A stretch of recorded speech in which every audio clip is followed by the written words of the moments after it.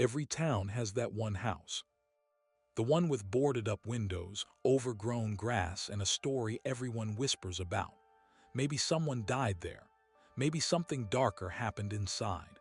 Or maybe it's just a house with a bad reputation. But if you ask people who have lived through it, those who swear they've heard footsteps in an empty hallway, voices whispering their name at night, or seen shadows move across the wall, they'll tell you that sometimes the building itself feels alive. So why do houses get haunted? Is it ghosts trapped in the walls?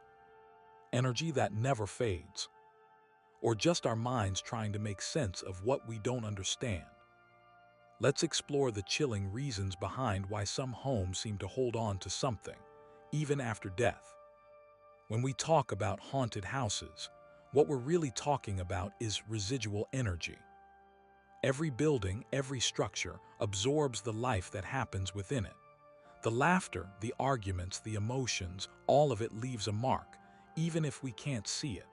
Some believe this emotional residue builds up over time, like a recording etched into the walls. That's the theory of residual hauntings, the most common kind of haunting. These aren't intelligent spirits trying to communicate. They're echoes of the past replaying themselves. Maybe it's a figure seen walking down a hallway at the same time every night, or footsteps heard above even when no one's there. These ghosts don't respond. They just repeat, like a broken record of history that never stops spinning. Old houses, especially those that have seen generations of life and death, tend to hold more of this energy. Wood, stone, and brick are said to absorb it best. That's why older buildings feel different. They're heavy with memory. Then there's another kind of haunting, one that feels personal. That's when we get into what's called an intelligent haunting. In these cases, the spirit is believed to be aware, reacting to people, objects, and changes in the environment. Some spirits might linger because of unfinished business, a message left unsaid, guilt, attachment, or even revenge. Others may simply refuse to move on, tethered by emotions stronger than death itself.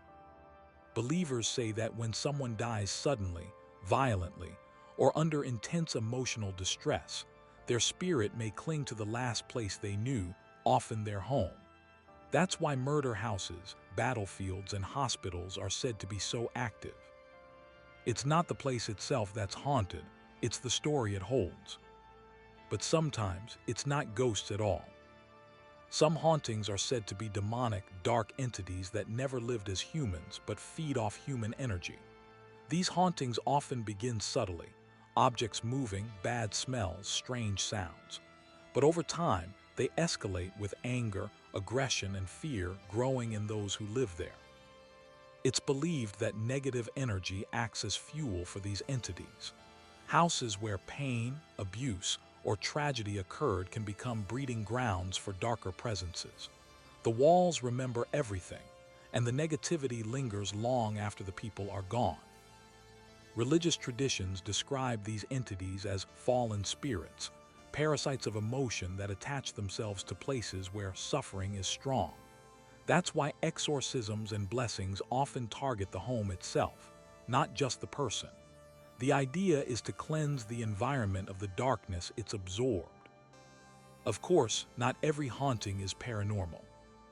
Science has its explanations too.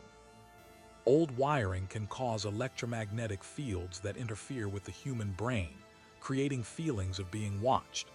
Carbon monoxide leaks can cause hallucinations. Mold, drafts, and infrasound, low-frequency vibrations that our ears can't detect, can make us feel uneasy or even see things that aren't there. These natural explanations don't make the experiences any less real.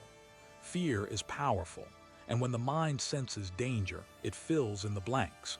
What we call a ghost could be the brain's way of processing something that doesn't make sense. Still, even skeptics admit, there are cases where all the logical explanations fail, and that's where the mystery begins again. Culturally, hauntings have been a way for people to explain loss and the unknown. In ancient times, spirits were seen as guides, ancestors who stayed behind to protect or warn the living. In other cultures, they were omens, reminders that the boundary between life and death is thinner than we'd like to think. The Victorians built an entire culture around death, holding seances in their living rooms and designing houses with spirit doors to let ghosts pass freely. Even now, modern ghost hunters use digital tools, EMF meters, voice recorders, and thermal cameras to capture what once was explained by candlelight. It's as if humanity can't let go of the idea that the places we live in are more than just walls and floors. That maybe every home carries a story beyond its living occupants. So why do houses get haunted?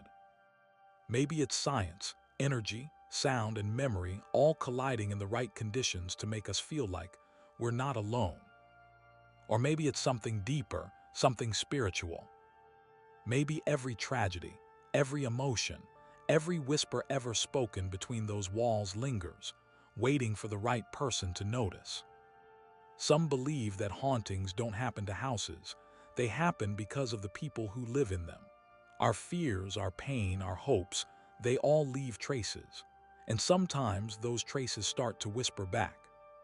In the end, haunted houses remind us that time doesn't always move forward. Some moments echo forever. Some stories refuse to end. And some houses simply remember. If you enjoyed this deep dive into why houses get haunted, make sure to like this video and subscribe for more explorations into the mysteries of the paranormal world. And let me know in the comments, do you think hauntings are caused by spirits, by science, or maybe both? Because whether it's energy, memory, or something else entirely, there's always a reason why the dead don't stay quiet.